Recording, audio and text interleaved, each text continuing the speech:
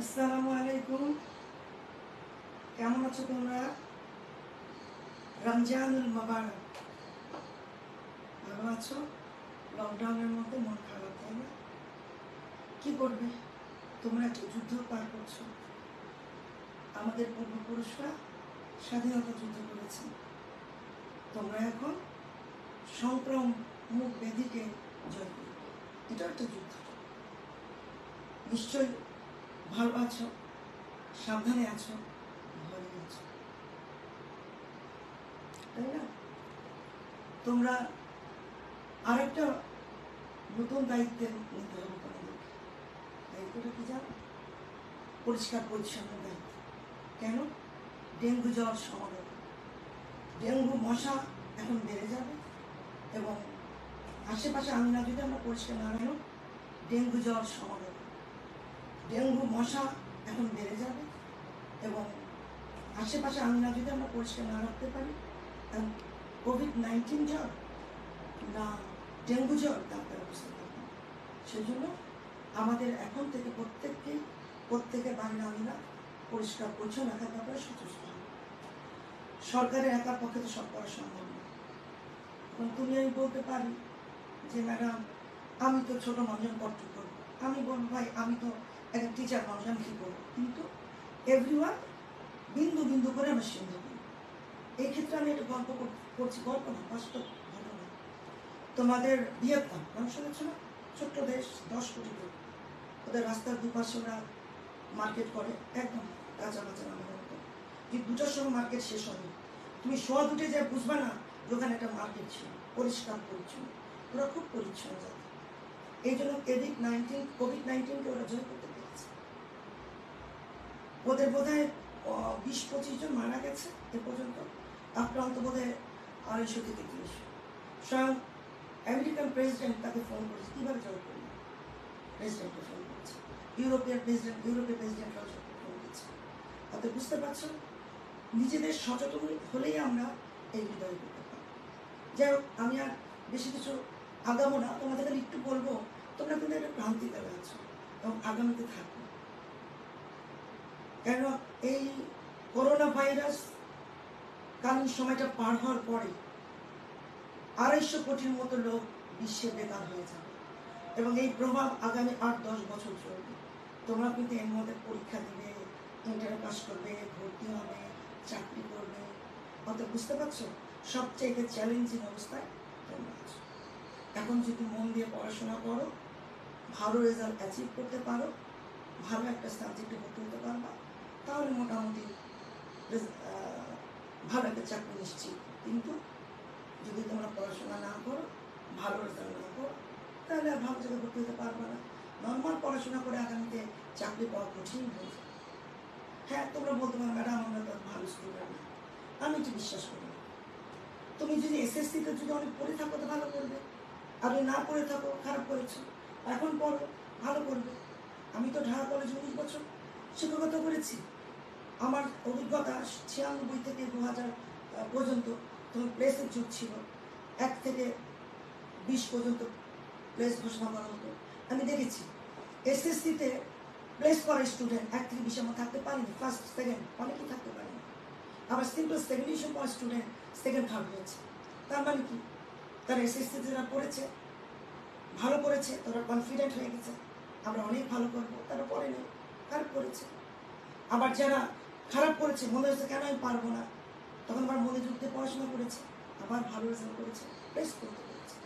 আবার তোমরা বলো ম্যাডাম যারা এসএসসি ভালো এইচএসসি ভালো করে না, অবশ্যই করে। যারা মনে করে যে এসএসসিতে আমি পড়ে ভালো করেছি, আবার আমাকে পড়তে হবে, তারাই ভালো থাকে। আর ব্রেন বলে কি আছে আমি জানি না, আমি মনে করি ডায়মন্ডকে যত বেশি কাট দেওয়া যাবে, ডায়মন্ড তত বেশি চকচকা হবে।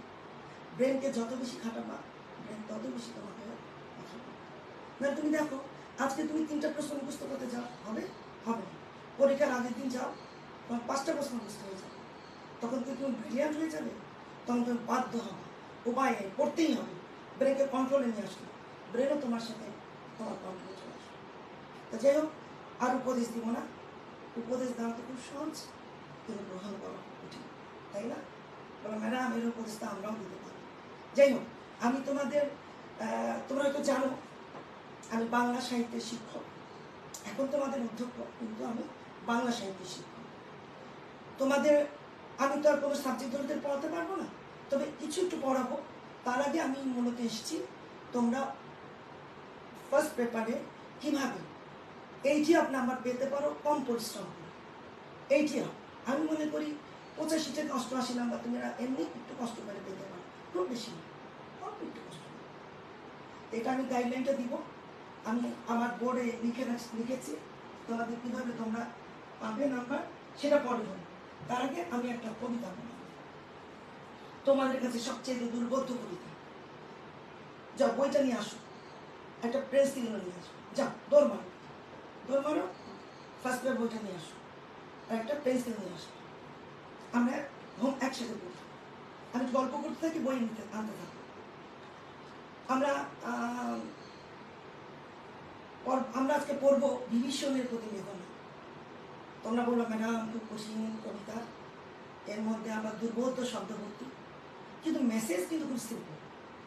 আমরা আগে এটা ব্যাক হিস্ট্রি নিয়ে আমরা গল্প করি, তারপর যখন কবিতাটা পড়তে যাব অনেক সহজ হয়ে যাবে। তাহলে আমরা একটু গল্প করি এই কবিতাটা ব্যাক হিস্ট্রি নিয়ে। এখানে আমরা দেখব কবিতাটার নাম হলো বিভীষণের প্রতি মেঘনা। বিভীষণ কে? মেঘনাদের চাচার প্রতি বিভীষণ কি বলছে? এটা হলো মাইকেল মধুসূদন দত্তের মেঘনাদ বধ কাব্যের 9টা স্বর্গ। তোমরা দেখবে এখানে স্বর্গ মানে, এই স্বর্গ মানে অধ্যায়,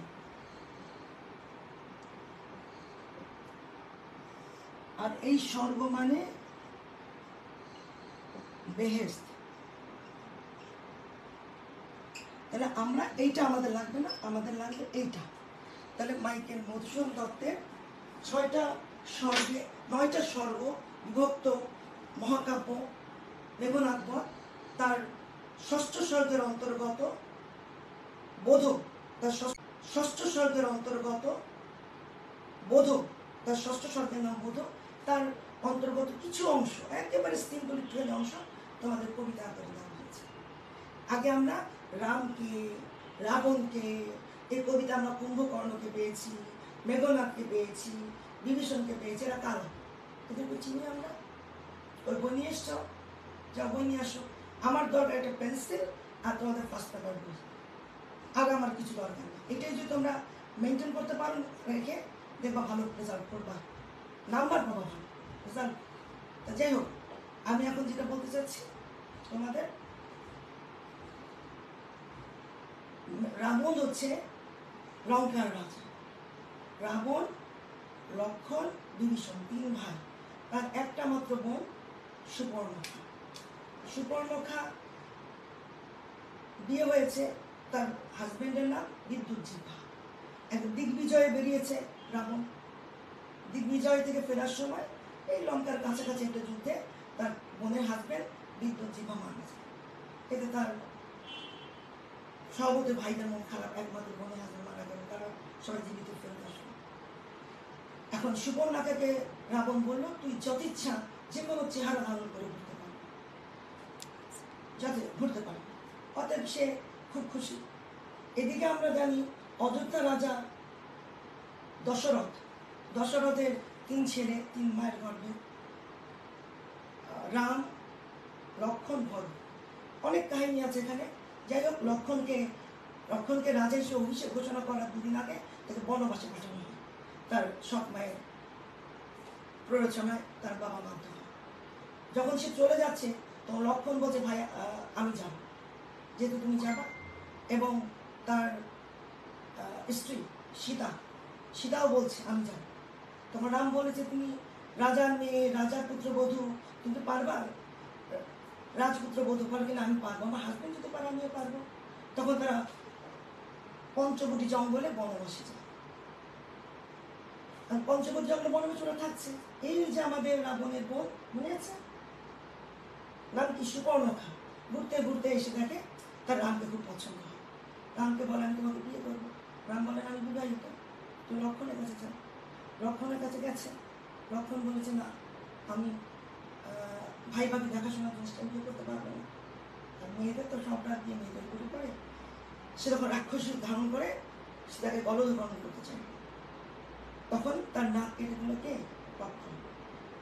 এই যে আদরের বোন রাবণের, সে বোন যে ওই যে হাজব্যান্ড যেহেতু মারা গেছে ভাইদের সাথে থেকে সে যা ভাইকে এনে বিনে কি বললো, যাই হোক অনেক ঘটনা আছে। তারপরে সে তাকে অপহরণ করে নিয়ে গেল কে? রাবণ। এই শুরু হলো রাম রাবণের যুদ্ধ। আমরা হিন্দু ধর্মমতে রাম হলো দেবতা, রাম হলো মানব, রাম দেবতা এবং অনেস্ট।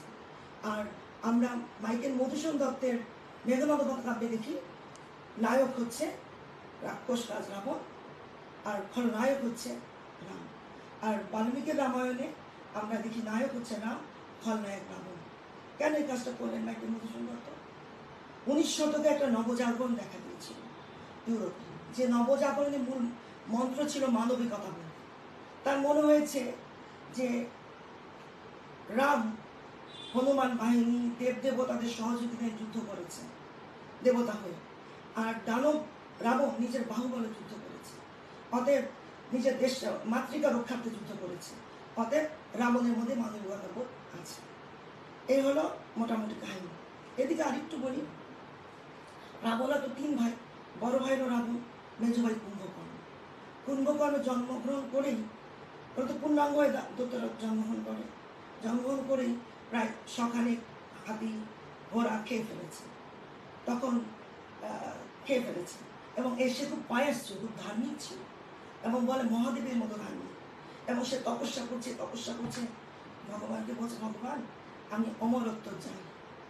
ভগবান বলছে দানব মানব সবাইকে একদিন মরতে হবে, কিন্তু অমরত্ব দিতে পারবো না, আমি অনন্ত জীবন চাই। অমরত্ব ঠিক না, সে বলছে আমি অনন্ত জীবন চাই। তখন ভগবান লক্ষ্মী দেবীকে বলল, তুমি কুম্ভকর্ণের কানে যেয়ে বসো। কুম্ভকর্ণ যখন তপস্যারত অবস্থায় যখন বলবো অনন্ত জীবন চাই, আমার তো না দিয়ে পারবো না, অতএব আমি যখন অনন্ত জীবনের পরিমাণ অনন্ত ঘুম বলবো, তুমি ও অ্যাকসেপ্ট করে নেবে। এবং সেটাই করেছে যে আমি অনন্ত জীবন চাই। লক্ষ্মী দেবী তার কানে বসা, সে শুনতে পায়নি। তখন ভগবান বলেছে তুমি অনন্ত ঘুম। তখন সে বলে না, আমি তো অনন্ত ঘুম চাইনি, আমি তো অ্যাকসেপ্ট করলাম। তো তুমি তাহলে কী হবে? বলছে তুমি তাহলে 1 বছরে ঘুমাবা, বছরে 1 বার তোমার খাবারটা রেডি থাকবে, তারপর তুমি এসে ঘুম থেকে উঠে তিনটি খেয়ে আবার ঘুমিয়ে পড়বে। অসময়ে যদি তোমার মৃত্যু হয় তাহলে অপঘাতে, অসময়ে যদি ঘুম ভাঙে তোমার অপঘাতে মৃত্যু হবে। এই রাম রাবণের যুদ্ধে তার অসময়ে তার ঘুম ভাঙানো হয়েছিল। 100 ঘোড়া, তারপর হাতি দিয়ে ঢোল ডাবার বাজিয়ে, এই যে অসময়ে ঘুম ভাঙানোর জন্য, এই যুদ্ধে সেনাপতিত্বের দায়িত্ব পালন করার জন্য অসময়ে তার ঘুম ভাঙানো হয়েছে। আর বীরবাহু নাম পাবো আমরা এখানে, বীরবাহু নামে বীরবাহু মেঘনাদের ছোট ভাই, রাবণের ছেলে, ছোট ছেলে। এদিকে আরেকটু বলিনি, দেব দানব রণের যুদ্ধে করে মেঘনাদ বিশ্ব জয় করেছে এবং দেবতাদের যে রাজা ইন্দ্রকে সে পরাজিত করেছে, সেই জন্য তার একটা ইন্দ্রজিৎ। আবার দেবতাদের এই রাজা ইন্দ্রের আর এক নাম বাসক, সেই জন্য তাকে বলা হয় বাসক বিজু।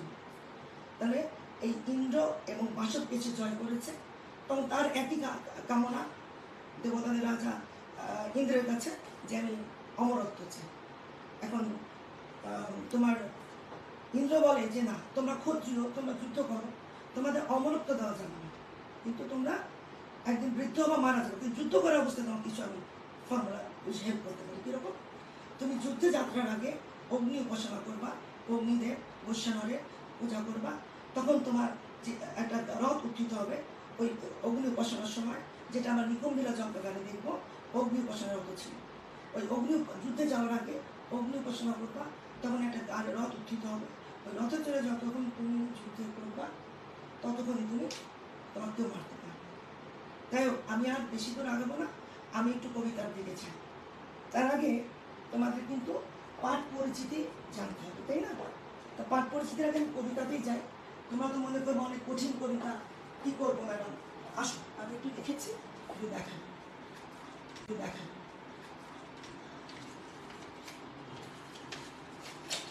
আচ্ছা, এই দেখো, বিভীষণের প্রতি মেঘনাদ। তোমাদেরকে তো মনে হচ্ছে কবিতা ম্যাডাম অনেক কঠিন, আমি কিন্তু লিখেছি অনেক কঠিন। তোমাদের কাজ হবে শব্দার্থ আছে না, শব্দার্থগুলি দেখবে আর এরকম গোল করবে, যে শব্দগুলি কঠিন তার পাশে লিখবে বইয়ে। এই বই আনতে বললাম না কেন, তুমি যে শব্দগুলি তোমাকে কঠিন মনে হয় তার পাশে তুমি শব্দার্থ দেখে অর্থ লিখবা। এই যে আমি অর্থ লিখেছি, এটা একটু কঠিন শব্দ অর্থ লিখেছি, এটা একটু কঠিন শব্দ মনে হলো অর্থ লিখেছি, এটা দুর্বোধ্য শব্দ অর্থ লিখেছি। যে শব্দগুলি তোমার কাছে দুর্বোধ্য মনে হচ্ছে সেই শব্দগুলির পাশে তুমি অর্থগুলি লিখো বই। তারপর কবিতাটা পড়ো, তোমার কাছে পানির মতো সহজ হয়ে যাবে। তা আমরা দেখছি বিভীষণের প্রতি মেঘনাদ। এই মেঘনাদটাকে আমি বললাম একটু আগে, আমাদের দানবরা পূর্ণাঙ্গ হয়ে জন্মগ্রহণ করে, তো মেঘনাদ জন্মগ্রহণ করে মেঘের মতো গর্জন করেছিল, তাই তার এক নাম মেঘনাদ। ইন্দ্রকে পরাজিত করেছিল বলে ইন্দ্রজিৎ। ইন্দ্রের আর এক নাম বাসব, বাসবকে পরাজিত করেছিল বলে বাসব বিজয়ী। তার আমরা এখন দেখি মেঘনাদ বিভীষণকে কি বলছে। এতক্ষণে অরিন্দম কহিল বিষাদে। এই অরিন্দম মানে কি? অরি। অরি মানে শত্রু, শত্রুকে দমন করে যে। এখানে এই অরিন্দম মানে মেঘনাদ।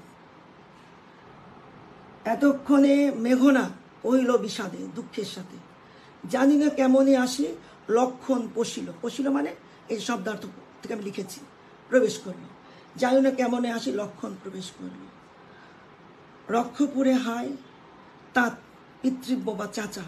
রক্ষপুরে মানে রাক্ষসপুরে হায় চাচা, উচিত কি তব এ কাজ।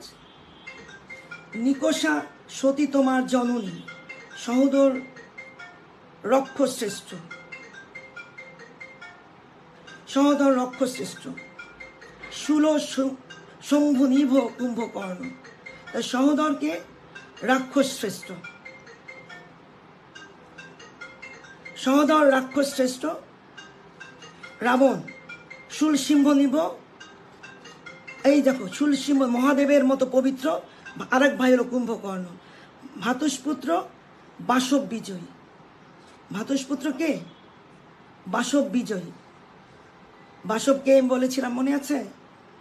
বাসব হচ্ছে ইন্দ্র, যে ইন্দ্রকে জয় করেছে। তুমি হলো রাক্ষস শ্রেষ্ঠ রাবণের ভাই, তারপরে মহাদেবের মতো পবিত্র কুম্ভকর্ণের ভাই, সাহসী মেঘনাদের, বাসব বিজয় মেঘনাদের চাচা। তুমি কেন এই কাজ করছো? নিজ গৃহ তা দেখাও তস্করে, চোরকে দেখাও, চণ্ডালকে বসাও আনি রাজার আলোয়। কিন্তু নাহি গঞ্জি তোমায়, তোমা গুরুজন তুমি পিতৃতুল্য। ছাড়োদার যাব অস্ত্রাগারে। পাঠাইব রামানুজ, রামের অনুজ লক্ষণ। পাঠাইব লক্ষণকে সমন ভবনে। এই সমন ভবন মানে জমালয়। আমি কিন্তু শব্দার্থ থেকে লিখেছি, তোমরা বই লিখবে। পাঠাইব রামানুজকে সমন ভবনে। লঙ্কার কলঙ্ক আজি ভঞ্জিবা হবে। ভঞ্জিবা হবে মানে যুদ্ধ যারা বিনষ্ট করবে। তাহলে আমরা দেখতে পাচ্ছি এভাবে উনি বলে যাচ্ছেন। উত্তরিলা বিভীষণ, বিভীষণ উত্তর দিল, বৃথা এ সাধনা ধীমান রাঘব দাস আমি। তাই বলছে তুমি এত বড় বীরের ভাই, বীরের চাচা, আর তুমি বলছো রাঘব দাস। রাঘব কে? রাঘব হচ্ছে রাম। রামের দাদার নাম হলো রঘু। রঘু বংশের শ্রেষ্ঠ সন্তান রাম, সে রামের আর এক নাম হলো রাঘব। সেই রাঘবের দাস আমি, কি প্রকার তাহার বিপক্ষে কাজ করিব রক্ষিত অনুরোধ। উত্তরিলা কাতরে রাবণী। রাবণী মানে রাবণের ছেলে মেঘনাদ, তাই আর এক নাম হলো রাবণী। হে পিতৃব্য তব বাক্যে ইচ্ছা মরিবার। রাঘবের দাস তুমি, কেমন ও কথা আনিলে এ কথা তাত কহতা দাসীরে। ভদ্রভাবে বলছে, সুন্দরভাবে বলছে। কবিতাটা অনেক দীর্ঘ। তা আমরা যেটা বুঝলাম, কি বুঝলাম, যে উনি ওনার চাচাকে, মেঘনাদ তার চাচাকে বারবার নানা জিনিসের সাথে উপমার সে তুলনা করছে। তুমি এই, তুমি সেই, তুমি অমুক। প্রথমে কি বললো? তুমি কার ভাই, কার, তার মায়ের নাম নিকষা। তুমি কার ছেলে, কার ভাই, কার চাচা। তুমি হলো, এদিকে আসো, তুমি হলো বিধু চাঁদ, তুমি রক্ষরথী রক্ষকুলের বীর, তুমি রাজহংস, তুমি মৃগেন্দ্র কেশরী। উপমা দিচ্ছে কিন্তু বারবার, এখানে এমন কোনো মেসেজই নাই। এরপরে তিনি এই যে মাঝখানে আমি ডট ডট দিয়েছি, এখানে তিনি বলবেন যে একজন সুমিত্রার সন্তান, সুমিত্রার সন্তান সেই লক্ষণ কিভাবে আমাকে মারতে আসে, এবং এক বীরের কাজ কি। এক বীর আরেক বীরের অস্ত্র নিয়ে যুদ্ধ করবে, কিন্তু লক্ষণ তাকে নিরাস্ত্র আঘাত করতে চাচ্ছিল। তাই বলছে এই রাজ্যের যে বাচ্চাকে জিজ্ঞেস করো, কেউ কিন্তু বিশ্বাস করবে না যে কাজ হতে পারে। তো সেই কাজই হয়েছে। এরপরে তিনি তার লঙ্কাপুরী বর্ণনা দিয়েছেন, নন্দন কানন, স্বর্গের উদ্যান, তোমার চাচাকে অনেক কিছু বলেছেন, প্রফুল্ল কমল, এবং প্রফুল্ল কমল কীটবাস বলতে, কীট বলতে তিনি লক্ষণকে বুঝিয়েছেন। প্রফুল্ল কমল মানে পদ্ম ফুল, এই জায়গাটাকে তিনি বুঝিয়েছেন লঙ্কাপুরীর সাথে। এবং চাচাকে পরে বলেছেন মহামন্ত্র বলে নম্র শির ফণি, অর্থাৎ তোমাকে দেখে মনে হচ্ছে মন্ত্রপুত সাপ যেমন মাথা নত করে থাকে, তুমি সেভাবে আছো। তো এই যে আমরা দেখতে পাচ্ছি যে তিনি এগুলি বলছেন, সে যে এগুলি বলছে, এগুলি আমরা এই করবো। এখানে কিন্তু আমরা কোনো মেসেজ পেয়েছি, কোনো কনক্লুশন পেয়েছি? আমরা লাস্ট স্তবকে একটু চাই, আমি কবিতাটা শেষ করি। এখন পর্যন্ত কিন্তু আমরা কোনো কনক্লুশন পাইনি। আমরা পেয়েছি বিভীষণ রাবণকে নানা উপমায়, নানা বাক্যে, নানা শব্দে তাকে উৎসাহিত করছে, তুমি কে, কার সন্তান, কার কি, এইগুলি বলছে। কিন্তু এখন পর্যন্ত কোনো এন্ডিংয়ে আমরা আসিনি। এখন আমরা লাস্ট স্তবকে যাই, তোমরা পড়ো। এই দেখো, হে রাক্ষস রাজানুজ বিখ্যাত জগতে, তুমি কোন ধর্মমতে কহ দাসের শুনি, জাতিত্ব ভ্রাতৃত্ব জাতি এ সকলে দিলা জলাঞ্জলি। শাস্ত্র বলে গুণবান যদি পরজন হয়, অর্থাৎ শাস্ত্র বলে গুণমান খুব গুণবতী হয় যদি অন্য লোক, গুণহীন স্বজন তথাপি নির্গুণ স্বজন শ্রেয় পর সদা। অর্থাৎ এর কি বোঝাচ্ছে? তোমার আপনজন যে গুণহীন হয়, খারাপও হয়, তুমি বিপদে তার পক্ষেই থাকবে। তুমি যত গুণবান যেই হোক তার কাছে তুমি যাবে না। এই শিক্ষা হে রক্ষরা বর কোথায় শিখিলে, কিন্তু বৃথা গঞ্জিত মা। হেন সহবাসে হে পিতৃব্য, বর্বরতা কেন না শিখিবে, গতি যার নিচ সহ নিঃসে দুর্মতি। তিনি বলছে হ্যাঁ আমরা খারাপ, আমরা সীতাকে অপহরণ করে নিয়ে আসছে, আমার বাবা অন্যায় করেছে, কিন্তু ওরাও তো নিচ। ওরা কেন আমাদের লঙ্কাপুরি আক্রমণ করে আমার চাচাকে মারলো, ভাইকে মারলো? তার ওরা অন্যায় করে, ওরা যদি অন্যায় করতে পারে আমরা কেন পারবো না? আর এখানে আমরা লাস্টে কি বুঝতে পারলাম? এই যে জাতিত্ব, ভ্রাতৃত্ব, জাতিসত্তার সংহতির গুরুত্বের কথা যেমন এখানে ব্যক্ত হয়েছে, তেমনি এর বিরুদ্ধে পরিচালিত ষড়যন্ত্র, তাদের পরাজিত করার ষড়যন্ত্রকে অভিহিত করা হয়েছে নীচতা ওর বর্বরতা বলে। তোমরা দেখো, আমরা একটু দেখি যে মাইকেল মধুসূদন দত্ত, আমরা মাইকেল মধুসূদন দত্তের ক্ষেত্রে আমরা দেখেছি, মাইকেল মধুসূদন দত্তের ক্ষেত্রে আমরা দেখেছি তিনি কেন এই কাজটা করলেন, তিনি কেন এত প্রাণের এত টান, মানবগত দানবকে দিলেন। তিনি বোঝাতে চাচ্ছেন সে তো নিজের বাহুবলে যুদ্ধ করেছে, তারপর তার ভাইও চলে এসে চলে গেল, আর রাম নিজের শক্তি বলে, এরপরে তোমার নিজের শক্তি বলে সাথে দেবতাদের সহযোগিতা পেয়েছে। এই যে লক্ষণ তোমার মায়া দেবীর সহযোগিতা নিয়ে লক্ষ লক্ষ সৈনিকের চোখ মায়া সরিয়ে দিয়ে বিভীষণকে নিয়ে একেবারে লঙ্কাপুরী রাজপ্রাসাদে প্রবেশ করলো এবং কেউ দেখতে পারো না। তো দেবতারা হেল্প না করলে তো লক্ষণের পক্ষে নিকুম্বিরা যজ্ঞাগারে প্রবেশ করা সম্ভব ছিল না। আবার তোমার সুন্দরী লঙ্কাপুরীতে প্রবেশ করতে গেলে তোমাকে সমুদ্রের উপর ব্রিজ তৈরি করতে হবে। তা সমুদ্র দেবতা বারুণ এবং বারুণী কি করেছে? বারুণ কি করেছে? বারুণ তোমার কি বল, বারুণকে বলা হয়েছে যে ব্রিজ করবো, তোমরা ঢেউ দিও না, ঢেউ দিয়ে আমাদের ব্রিজ নষ্ট করো না, তোমরা নষ্ট করো না, আমাদের ব্রিজ ভেঙে দিও না। বারুণী তারা বলছে ঠিক আছে, তোমরা ব্রিজ নির্মাণ করো, আমরা ব্রিজ বা সেতু নষ্ট করবো না, ওই সেতু দিয়ে তোমরা লঙ্কাপুরীতে প্রবেশ করবে। তাহলে তিনি অনেক দেব দেবতার সহযোগিতা নিয়ে যুদ্ধ করেছেন, নিজস্ব বাহুবলে যুদ্ধ করেছেন। এই তার মধ্যে মানবিকতা, 19 শতকের নবজাগরণে মানবিকতা। আমরা দেখতে পাই যে দেখো এখানে যুদ্ধ জয় নিশ্চিত করার জন্য মেঘনাদ যুদ্ধযাত্রার পূর্বে নিকুম্বিলা যজ্ঞাগারে ইষ্ট দেবতা অগ্নিদেবের পূজা সম্পূর্ণ করতে মনস্থির করে। মায়াদেবীর আনুকূল্যে এবং রাবণের ছোট ভাই বিভীষণের সহায়তায় লক্ষণ শত শত প্রহরী চোখ ফাঁক দিয়ে নিকুম্ভিলার যজ্ঞাগারে প্রবেশে সমর্থ হয়। লক্ষণ নিরস্ত্র মেঘনাদের কাছে যুদ্ধ প্রার্থনা করে। তলোয়ার কোষমুক্ত করলে মেঘনাদ লক্ষণের কাছে যুদ্ধ সাজ গ্রহণের জন্য সময় প্রার্থনা করে। যুদ্ধযাত্রার প্রাককালে নিরস্ত্র মেঘনাদ নিকুম্ভিলা যজ্ঞাগারে অগ্নি দেবতার পূজারত অবস্থায় লক্ষণের হাতে অন্যায় যুদ্ধে নিহত হয়। আমরা কিন্তু এই কবিতায় মেঘনাদের হত্যা করা হয়েছে এই কিছু পাইনি, খালি আমরা পেয়েছি সে চাচাকে বলছে মেঘনাদ যে চাচা তুমি এই এই এই তুমি আমাকে আক্রমণ আমার অস্ত্রাগারে পথ খুলে দাও, সরে যাও, অস্ত্রাগারের আমি যে যুদ্ধ সাজ পরে যুদ্ধ করব। এইটুকুই আমরা দেখেছি। তারপরে যা বললেন, কিন্তু আমরা আদতে কিন্তু কোনো কিছু এখানে মেসেজ পাইনি। এখন তোমাদের প্রশ্ন হতে পারে এখান থেকে কী ধরনের প্রশ্ন আসবে, কী ধরনের প্রশ্ন আসবে? এখানে প্রশ্ন আসবে, এখানে আমি বললাম মেসেজটা খুব সিম্পল।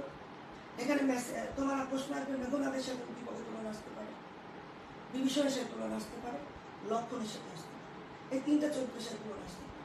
আর কোনো বিপদে কোনো একটা দেশের বর্ণনা থেকে সুন্দর তার সাথে লঙ্কা প্রীতি তুলনা করা যায়। এই তিনটা বিষয় তুমি যদি মাথায় রাখো, এর বাইরে একটি প্রশ্ন বিপদে আসবে। তাই যাই হোক, অনেক বড় একদিনের 2 দিনের ক্লাস একদিনে শেষ করলাম, হাফ করলাম। এখন তোমাদের মনে প্রশ্ন, ম্যাডাম 80 নাম্বার কিভাবে পাওয়া যায় সেটা তো এখনো বলবেন না, ওটা কবে বলবেন? কথা তো অনেক বলে রয়েছে, বোঝা রেখে গলাও শুকিয়ে গেছে।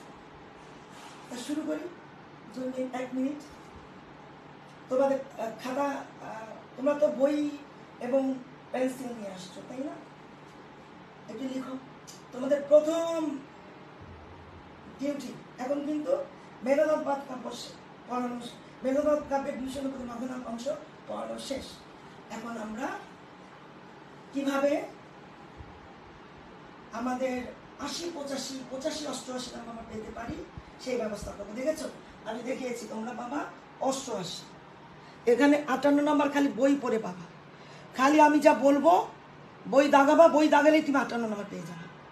বই দাগাবার মাঝে মাঝে বই দাগানোগুলি খালি চোখ বোলাবা, পেন্সিল দিয়ে বই দাগাবা আর মাঝে মাঝে ওই দাগানো অংশগুলি চোখ বোলাবা। মুখস্থ করা তো কঠিন কাজ, মুখস্থ করতে হবে না, তাহলে 58 নাম্বার পেয়ে যাবা। আর 58-এর সাথে পরে আমরা কত নাম্বার যোগ করবো দেখি, পরে আমরা তাহলে এখন আমরা আসি। তোমাদের প্রথম কাজ গদ্য, এই দেখো গদ্য পদ্যাংশের লেখক ও কবি পরিচিতি থরলি পড়তে হবে এবং পেন্সিল দিয়ে দাগাতে হবে, এবং গদ্য পদ্যাংশের পাঠ পরিচিতি ভালো করে পড়তে হবে এবং দাগাতে হবে, মুখস্থ করা দরকার নেই।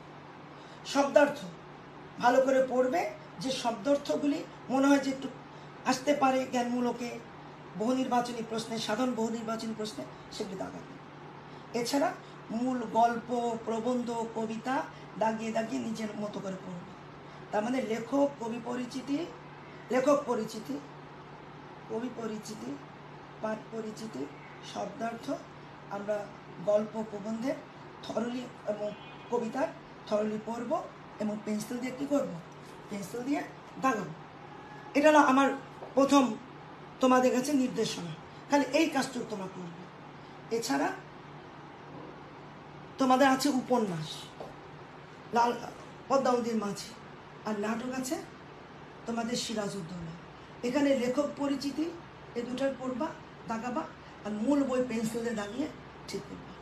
আমি জানি উপন্যাস এমনি কিন্তু উপন্যাস পড়তে ভালো লাগে, এমনি নাটক পড়তেও ভালো লাগে, কিন্তু যখন এটা পাঠ্য অন্তর্ভুক্ত হয় তখন কিন্তু পড়তে ভালো লাগে না। এই পদ্মাবতী মাঝি তুমি স্বইচ্ছে পড়তে বসলে এবং পড়তে যেয়ে তুমি মনে করলা যে পদ্মাবতী মাঝি আমি একটু পড়ি, অর্ধেক পরে বলা যে ভালো লাগছে পড়বো না, আবার কারো ভালো লাগলো পুরাটা শেষ করলে। কিন্তু পাঠ্য অন্তর্ভুক্ত হলে তোমার সেই অপশন নেই, তোমাকে পুরা বই পড়তে হবে গল্পটা, উপন্যাসটা। এবং তখন তুমি বলবা, তোমাকে প্রশ্ন মাথার মধ্যে তোমার থাকবে, কেন কুবেরের প্রেমে পড়লো, কেন হোসেন মিয়া শীতল বাবুকে ঠকালো, তা তো অসেত দান বিল ধরিয়ে আনলো। এই কেন কেন জন্য তখন আর উপন্যাস পড়তে ইচ্ছা করে না। নাটকও একই, নাটকও আমরা দেখবো যে সিরাজদৌল্লা কেন সবার শব্দে বিশ্বাস করবে, সে বুঝলো এটা ভালো না, কেন মীর জাফরকে বিশ্বাস করলো, এই কেন জন্য তখন আর এই পাঠ্য অন্তর্ভুক্ত উপন্যাস নাটক আর পড়তে ইচ্ছা করে না। না পড়লেও পড়তে হবে, এখানে তো আমাকে পরীক্ষা দিতে হবে, তাই না? যাই হোক, এখন আমরা কিভাবে এই 88 নাম্বার পেতে পারি?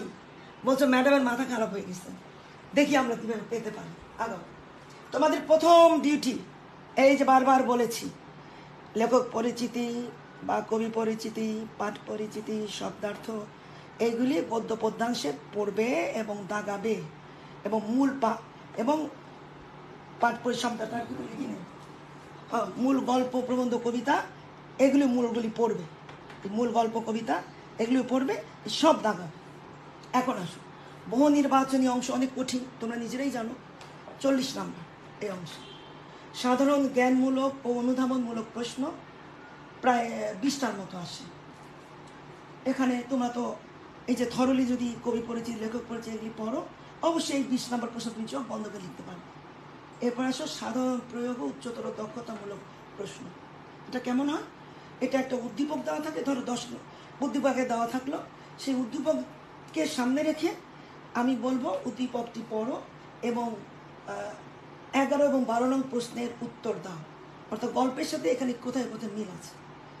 এবং থরলি যদি বই গল্প কবিতা পড়ো এবং পাঠ পরিচিতি পড়ো, তাহলে অবশ্যই এটা তুমি চোখ বন্ধ করে লিখতে পারবা, না পারার কোনো কারণ নেই, ওই যে দাগিয়েছ। এরপরে আসো বহুপদী সমাপ্তি সূচক প্রশ্ন, এটা কিন্তু খুব কমপ্লিকেটেড। দেখো আমি দেখেছি উত্তর কেমন থাকে, 1 রোমান হরফ 1 2 2 3, এটাও মনে হয় ঠিক, এটাও মনে হয় ঠিক, এটাও মনে হয় ঠিক। তোমরা যদি পুরো গল্প কবিতা ভালো করে পড়ো, এটা লেখা কোনো ব্যাপারই না, পানির মতো সহজ। এরপর 4 নাম্বার আরেকটা প্রশ্ন আসে তোমাদের কমপ্লিকেটেড, এই দুটাই কিন্তু কমপ্লিকেটেড, 3 আর 4, 1 2 কিন্তু সহজই আছে।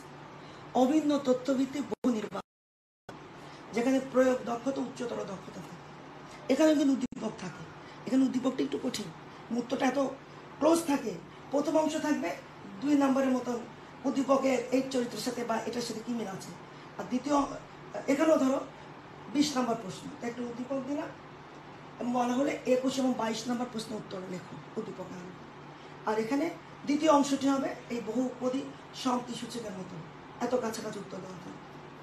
তোমরা যদি এই যে আমার এটা যদি ঠিক মতো পড়ো, মূল গল্প, প্রবন্ধ, কবিতা দাগিয়ে দাগিয়ে পড়ো, লেখক পরিচিতি, কবি পরিচিতি, পাঠ পরিচিতি, শব্দার্থ এগুলি পড়ো, তাহলে অবশ্যই এখানে 40-এ 40 পাওয়া উচিত। তারপরে ধরে নিচ্ছি 40-এ 40 না পেয়ে আমরা কি কত পেলাম, আমরা 38 পেলাম, 2 হয়তো। তবে এখানে কিন্তু একটা তোমাদের কাছে মেসেজ আছে, তোমরা এই যে দাগাবা, দাগানোর পর প্রায় তোমরা কি করবা, প্রায় তোমরা মনে করবো আজকে 2টা কবিতা পড়ি, আজকে 4টা কবিতা দাগিয়েছি, দাগানোগুলি চোখ বলা, মুখস্থ করবো না। আর ব্রেনকে যখন বলবো মুখস্থ করবি না, ব্রেন খুব খুশি। আবার আজকে গল্প দুটি শুয়ে দাগানোগুলি গেলে চোখ বুলাবো, এবার দেখতে দেখতে দেখবা তোমার মুখস্থ হয়ে গেছে, মাথায় ঢুকে গেছে, তুমি টেরও পাবো না। এখন আসো, এটা 40-এ আমরা 38 পেলাম। চলে আসি সৃজনশীল অংশে 60। এনে গদ্যাংশ থেকে 3টি উদ্দীপক থাকবে, 2টি লিখতে হবে। পদ্যাংশ থেকে তদ্রুপ 3টি থাকবে, 2টি লিখতে হবে। এটা হলো ক বিভাগ, খ বিভাগ, গ বিভাগ। এখানে আমরা 2টি উদ্দীপক থাকবে হলো উপন্যাস থেকে, একটা থাকবে নাটক থেকে। এই 3টা থেকে তোমাকে 2টা লিখতে হবে, ঠিক আছে? এখন আসো এখানে, এই যে উদ্দীপক, আমরা কিন্তু শেষের দিকে চলে আসছি, তোমরা কিন্তু অস্থির হয়ে গেছো মনে হয়, অনেক লম্বা ক্লাস হচ্ছে তো। একটা উদ্দীপক দেওয়া থাকবে, উদ্দীপক থেকে জ্ঞানমূলক প্রশ্ন থাকবে ক,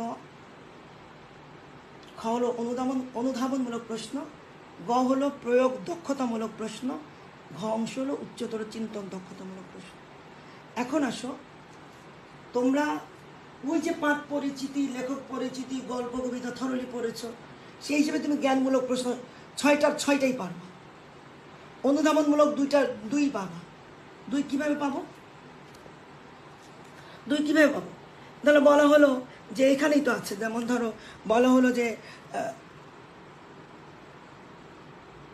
এই যে রাঘব দাস আমি কি প্রকারে তাহার বিপক্ষে কাজ করিব রক্ষিতে অনুরোধে, কে কাকে কেন এ কথা বলেছিল। ধরো এই যে এখান থেকে একটা প্রশ্ন আসলো, রাঘব দাস আমি কি প্রকারে তাহার বিপক্ষে কাজ করিব রক্ষিত অনুরোধে, কে কাকে কেন এই কথা বলেছে। তাহলে আমাদের এই প্রশ্নের উত্তরটা তোমরা ঠিকমতো অ্যারেঞ্জ করে লিখতে পারো না। লিখতে পারলে তোমরা এই 10-এর মধ্যে 8-এর নিচে না পাওয়ার কোনো কারণই নেই, আমি বিশ্বাস করি। যেমন ধরো এখানে তো এক বাক্যে একটা হবে, যেমন মাইকেল মধুসূদন দত্তের মায়ের নাম কি, তখন তুমি লিখবা মাইকেল মধুসূদন দত্তের মায়ের নাম জাহ্নবী দেবী, তাই না? তার বাবার নাম কি? রাজনারায়ণ বসু। কে বাসব বিজয়ী?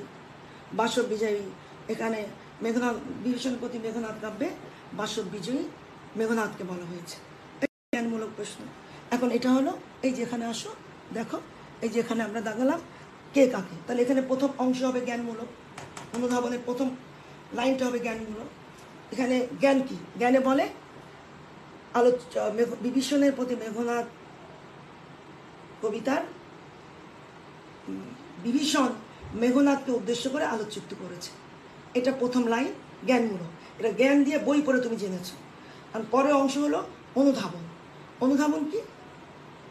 তুমি অনুধাবন করলা যেটা, সেটা সিম্পলি ওই, যদি থরলি, আমি বারবার এক কথা তোমাদের বলছি, থরলি গল্প কবিতা পড়ো, তুমি ওই মেসেজটা তোমার ভাষায় তুমি দিতে পারবে। এখন জানো জ্ঞানমূলকে এক অংশ এখানে, আর অনুধাবনমূলক অংশে এক। তা তোমার জ্ঞানে তো তুমি বলেই দিলা কে কাকে বলেছে, ওখানে এক পেলা, এখানে কি হাফ পাবা? ফার্স্ট পেপারে ফ্র্যাকশন নাম্বার পাওয়ার কোনো দেওয়ার কোনো সুযোগ নেই আমাদের। আরেকটি মনে রাখবা, প্রথম পত্রে সকল প্রশ্ন মূল টেক্সট থেকে হবে, মূল বই থেকে হবে, বাইরে থেকে হবে না। তাহলে ওখানে তোমার এক বন্ধু অনেক সুন্দর করে লিখেছে, আর তুমি অত সুন্দর লিখতে পারো নাই, কিন্তু উত্তরটা তুমি সঠিক মেসেজটা তুমি দিতে পেরেছো। ও 2 পাবে, তুমিও 2 পাবা। তার মানে এইখানে তুমি ধরো এই 3, এই 2 1 3 তুমি কনফার্ম পাবে যদি থরলি বই পড়ো, কবিতা শব্দার্থ হবে ইত্যাদি। তাহলে ওখানে আমরা 38 পেয়েছিলাম, আর এখানে 6 3 6 18, এখানে আমাদের 18 নাম্বার যুক্ত হবে। 18তে 8 8 16 4 5, এই যে 56 নাম্বার আমার পেলাম। 56, এই যে তোমাদের আমি বলেছিলাম 58। আচ্ছা, এই যে এইভাবে তা আমি ধরে নিলাম যে 40 না পেয়ে তোমরা 38 পেয়ে, হয়তো 2টা ভুল হতেই পারে, আমি মনে করি সেটাও হবে না। তাহলে 56 পেলাম, এটা আমাদের থাকলো। এখন আমাদের প্রয়োগ, উচ্চতর চিন্তন দক্ষতামূলক প্রশ্ন উত্তর লিখতে হবে। এটাই 3, এখানে 4। তাহলে আমরা এখানে হবে, আমার একটি মনে রেখো, 1 নাম্বার হলে 1 লাইনে উত্তর, 2 নাম্বার হলে 2 স্তবক উত্তর, 3 নাম্বার হলে 3 স্তবক হবে, 4 নাম্বার হলে 4 স্তবক হবে। এটাই সিস্টেম, তোমরা কিন্তু এটা অনেকে মেনটেন করো না। তাই প্রয়োগে আসো। ধরো তোমাকে বলা হলো উদ্দীপকের মনিরের সাথে তোমার গল্পের বিভীষণের কি সাদৃশ্য বৈসাদৃশ্য আছে। তা তুমি প্রথমেই বলবা মেঘনাদ বধ কাব্যের 6ষ্ঠ স্বর্গের অন্তর্গত, 6ষ্ঠ অন্তর্গত বিভীষণের প্রতি মেঘনাদ কাব্য অংশটি নেওয়া হয়েছে। এখানে বিভীষণ সম্পর্কে তুলনা করা হচ্ছে উদ্দীপকের অমুকের সাথে। এটা কিন্তু তুমি ওই উদ্দীপক এবং বই পড়ে জেনেছো, জ্ঞানমূলক প্রথম লাইন। দ্বিতীয় স্তবক কী হবে? অনুধাবন। এই অংশ কিন্তু এখানে চলে আসবে, সেটা একটা অংশ বাড়বে। যে স্টাইলে লিখেছো সেই স্টাইলে হবে, মানে একটা স্তবক বাড়বে। তা তুমি দ্বিতীয় স্তবকে যে গল্পের বিভীষণ সম্পর্কে তুমি জানো, আর ওই কয়েকটা লাইনের মধ্যে তুমি ওই মনির সম্পর্কে জানো, বেশি জানো না, দরকারও নেই। তুমি একটা সাধারণ আলোচনা করবা মনির আর ওই বিভীষণ সম্পর্কে। তৃতীয় স্তবকে গিয়ে তোমার কাজ হবে আসল কাজ। এখানে তৃতীয় অংশ হলো প্রয়োগমূলক। এখন মনিরকে বারবার এনে, বিভীষণকে বারবার এনে মনিরের সাথে তুলনা করবা, যে তার কোন কোন দিকে মিল আছে, কোন কোন দিকে মিল নাই, এ তুলনা করে ছেড়ে দিলাম। এটা হলো প্রয়োগমূলক। আমি খাতা বহু বছর দেখেছি, 19 বছর আমি ঢাকা কলেজে চাকরি করেছি, অনেক খাতা দেখছি, হেড এক্সামিনার হয়েছি। এখানে 3-এ 3 পাওয়া কোনো ব্যাপারই না, 3-এ 3 অনেকেই দিয়ে দেয়। কারণ তোমার তো জ্ঞানমূলক 1 নাম্বার, অনুধাবনে 1 নাম্বার, আবার তুমি প্রয়োগে যে তুমি সুন্দর লিখেছো, এবং তুমি অনেক সুন্দর লেখনি, কিন্তু প্রাসঙ্গিক লিখেছো, ফালতু কথা লিখো নাই, কোনো ইনায় বিনা আলতু ফালতু কাহিনী টেনে আনো নেই, তাহলে আমার 3 না দেওয়ার কোনো কারণই নেই। এরপর আসে উচ্চতর চিন্তন দক্ষতামূলক প্রশ্ন। এখানে কি হবে? এখানে যে 3টে স্তবক আছে, এই 3টে স্তবক এখানে থাকবে, একটা স্তবক বাড়বে। তবে আলোচনা কি হবে, এখানে তো আমি বিভীষণের সাথে আলোচনা করলাম মনিরের, উদ্দীপকে জামাল আছে, উদ্দীপকে জামাল আছে, জামালের আলোচনা করব আমরা মেঘনাদের সাথে। ঘ নাম্বার প্রশ্নে বলবে যে উদ্দীপকের জামালের সাথে মেঘনাদ কাব্যের মেঘনাদের কি মিল খুঁজে পাওয়া বা বীরত্বের দিক থেকে কি দেখতে পাওয়া যায়। তখন একই বিভীষণের মধ্যে মেঘনাদ কাব্যের বিভীষণ মেঘনাদ কবিতার মেঘনাদ এবং গল্পের জামাল সম্পর্কে না বলা হয়েছে। তারপরে স্তবকে এই জামাল এবং তোমার ওই জামাল এবং মেঘনাদ সম্পর্কে তুমি যা উদ্দীপকে পড়েছো এবং বইয়ে পড়েছো সেটা আলোচনা করলে এরপরে স্তবকে যে দুটার মধ্যে তুলনামূলক আলোচনা করলে, যেটা বই আমরা দেখিয়েছি। এখানে শেষ স্তবকটা হলো আসল প্রাণ, উচ্চতর দক্ষতা, তোমার সিদ্ধান্ত দিতে হবে এখানে। তখন তুমি চতুর্থ স্তবকে লিখবা, উপরিক্ত আলোচনায় এই সিদ্ধান্তে উপনীত হতে পারলাম যে উদ্দীপকের জামালের সাথে মেঘনাদের বীরত্বের দিক থেকে আংশিক মিল আছে, কিন্তু মানবিকতার দিক থেকে অনেক মিল আছে। অতএব এটা হলো। তো এইভাবে যদি দেখো, তুমি 4 এবং 3 দিবে না তোমাকে। তো এখন দেখো তোমরা, এখন যদি 6টা প্রশ্ন, এখানে 3 আর এখানে ধর, এখানে আমরা তোমরা দিবে না ম্যাডাম, 2 দিলাম, আর এখানে আমাকে 3 দিবে, অবশ্যই দিবে। 3 আর 2 5, আর 6টা প্রশ্ন, তাহলে 5 6 কত 30, 5 6 30। এখানে 2 তো দিবে, আমরা যেভাবে লিখবো 2 দিবে না, অবশ্যই দিবে। এর 3 দিবে, এখানে 4ও দিতে পারে। অবশ্যই এখানে 3 পাওয়ার সম্ভাবনা অনেক বেশি, এখানে 3 পেলা, এখানেও 3 পাও, অনেক প্রশ্নে তুমি 3 পাও না। তাহলে কত হলো 30, আর এখানে হচ্ছে আমরা এখানে পেয়েছি 8 56, এই যে 56, তাহলে কত হলো দেখো, 6 5 6 7 8, এই 86 পেয়ে গেলাম। শুধু তুমি পুরা বইগুলি পড়ে, পাঠ পরিচিতি পড়ে, শব্দার্থ পড়ে 56 পাবা, আর অল্প একটু পড়ে তুমি এটা পাবা। এবং তুমি দেখো, তুমি তো 56 পেয়েছো খালি বই পড়ে। তোমার কাজ হচ্ছে মাঝে মাঝেই গল্প কবিতা দাগিয়েছো, এগুলি দেখবে। যেমন আমি এখন দেখি, অনেক ব্যস্ত থাকি, তো যেমন দোয়া দুটো পড়া হয় না, কিন্তু সূরা ইয়াসিন আর রহমান দাজেল, আমি তো রোজার সময় খুব রেগুলার পড়ি, মাঝে মাঝে সুযোগ পেলে পড়ি। এখন পড়তে যেয়ে দেখি যে খুব মুখস্থর মতো হয়ে গেছে। কেন?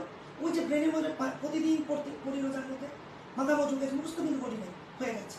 সেজন্য তোমাদের কাজ হবে প্রায় সুযোগ পেলে তোমরা, আজকে দুপুরে শুয়ে আছি, ভালো লাগছে না, 2টা গল্প আর 2টো কবিতা দাগিয়েছি, দাগানো করে খালি একটু চোখ বললাম, আবার উপন্যাসটা চোখ বললাম, প্রায় চোখ বললাম, তাহলে 56 নিশ্চয়, আর বাকি চোখ বললাম। অতএব অনেক কথা বলে ফেলেছি, এবং আমার মনে হয় এইটা আমি 3 ক্লাসে আমার নিলে ভালো হতো।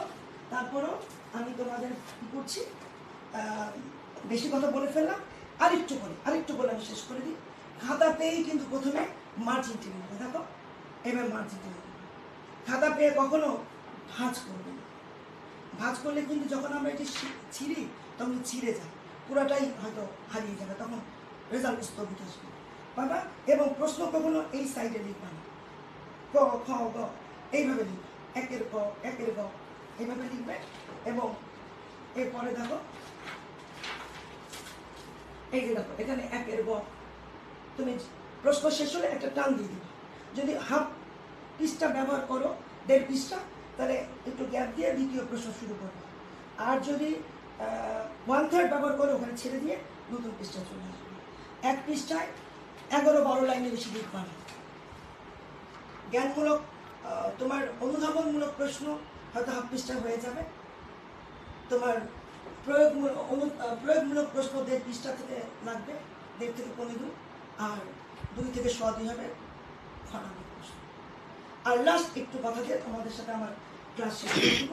তোমাদের কিন্তু সময় জ্ঞান থাকতে হবে, তোমাদের মধ্যে 2 ঘন্টা 10 মিনিট বোধহয় তোমাদের বোধহয় সৃজনশীল অংশ। তোমাদের 6টা প্রশ্ন লিখতে হবে। 6টা প্রশ্নে 20-20 করে দিলে কত হলো?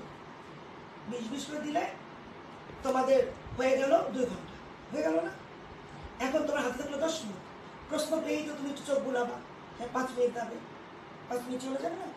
তারপরে তুমি প্রথম প্রশ্ন লিখতে গেলে তোমার সময় লাগবে, তুমি দেখবে 25 মিনিট 30 মিনিট লেগে গেছে। তোমার যদি কাউন্টিং জ্ঞান মাথায় থাকে, তুমি চিন্তা করবা আমার তো প্রথম প্রশ্ন লিখতে 30 মিনিট চলে গেল, তাহলে এখন কী করবো? তখন থেকে তুমি কাউন্ট করা শুরু করো যে না, আমাকে শেষ করতে হবে। তখন তুমি 18 মিনিট একটা প্রশ্ন লিখবা, 18 মিনিট, লাস্টে যে দেখবা 15 থেকে 16 মিনিট সময় আছে।